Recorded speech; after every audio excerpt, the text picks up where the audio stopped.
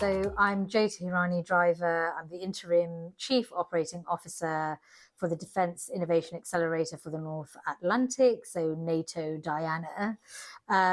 As COO, my role is ensuring the team are geared towards delivering the priorities that we have in DIANA, but also ensuring that we've got the right staffing, that we're taking on feedback, we're looking at business performance. So that's what I do as COO. The I in DIANA stands for innovation. What's your definition of innovation? I think that's such a contested term. What is innovation? I think, yes, it can be quite transformational. So changing the game when it comes to defence and security. And yes, it definitely is about new capabilities for our armed forces. But I think it's also about making things more efficient, improving small processes that help in the civil sector, but also in the defence sector.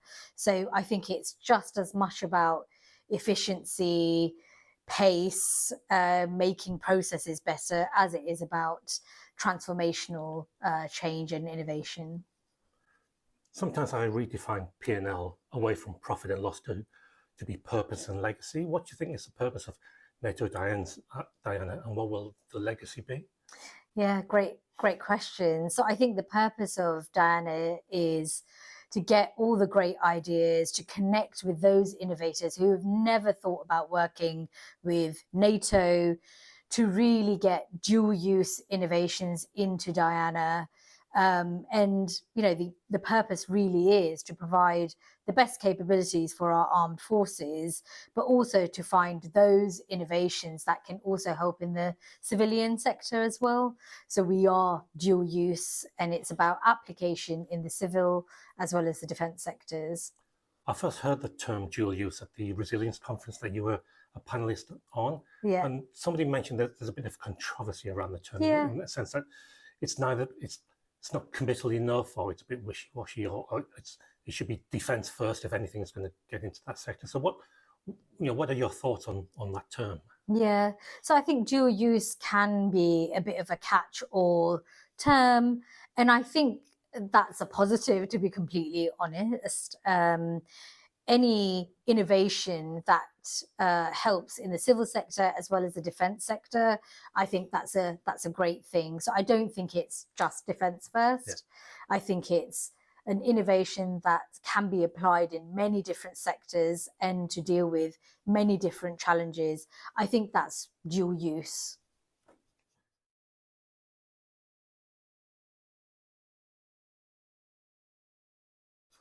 So I think attitudes are changing. As you said, defence is not all about lethality or offensive weaponry.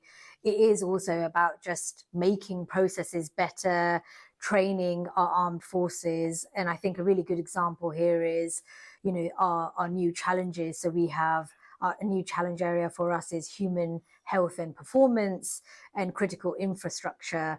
Those are not about lethal weapons per se. They're about protecting, critical infrastructure, etc. So I think attitudes are changing, but I think there's a way to go. And that's what DIANA is all about. We're here for dual use, and it's not all about offensive, weaponry and only defence. It's also about resilience, it's about security.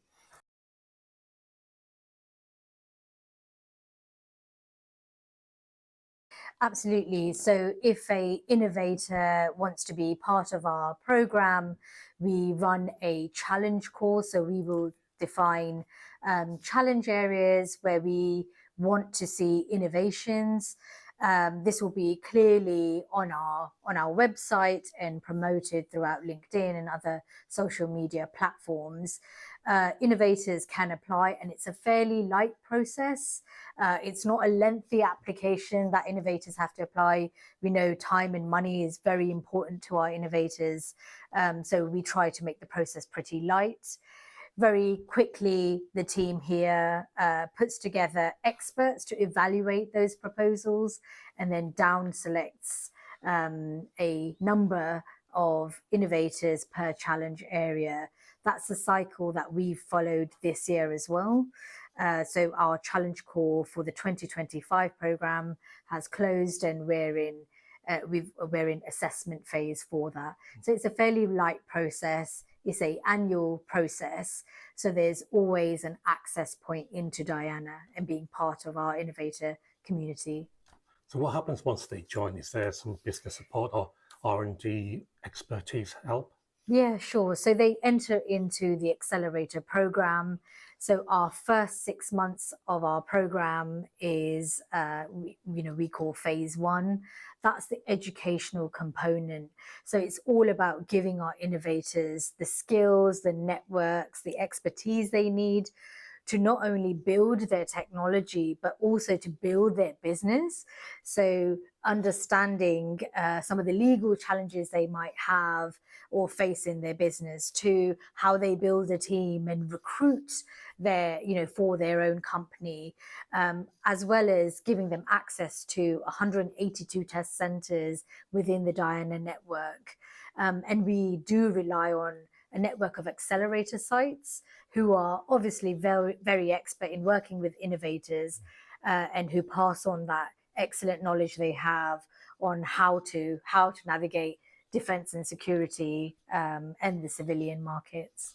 Are some of these entities straight out of university, or small business startups, or quite mature businesses as well? So we have a mix, but we are looking at the startup community, and that can span across the TRL levels. But we do encourage anyone with a good idea, and as long as they meet a challenge area, we would welcome applications from all innovators. And once a company comes onto the DIANA program, is there funding to help them grow? Yeah, absolutely. So if you're successful through the evaluation stage, we provide 100,000 euros in funding. We do not take any IP or any equity. So that's funding for the company to plug into their business. The second part of our accelerator program is phase 2. And that's where, if successful through that phase, or through phase 1, companies get up to 300,000 euros, again, to plug into their company. Okay, and how can people get in touch with you and the organisation? Yeah, sure. So we do have, please do look on our website. We have a contact us page, where you can send in any queries. We do also, please do look out for events that we may be a part of. Do feel free to grab us and talk to us. And yes, do get in touch. Do follow us on LinkedIn as well to get the latest update on what DIANA is up to, and do feel free to connect with us that way too. That's excellent. Thank you, Jyoti, for your time. Thank you. Thank you, Gordon.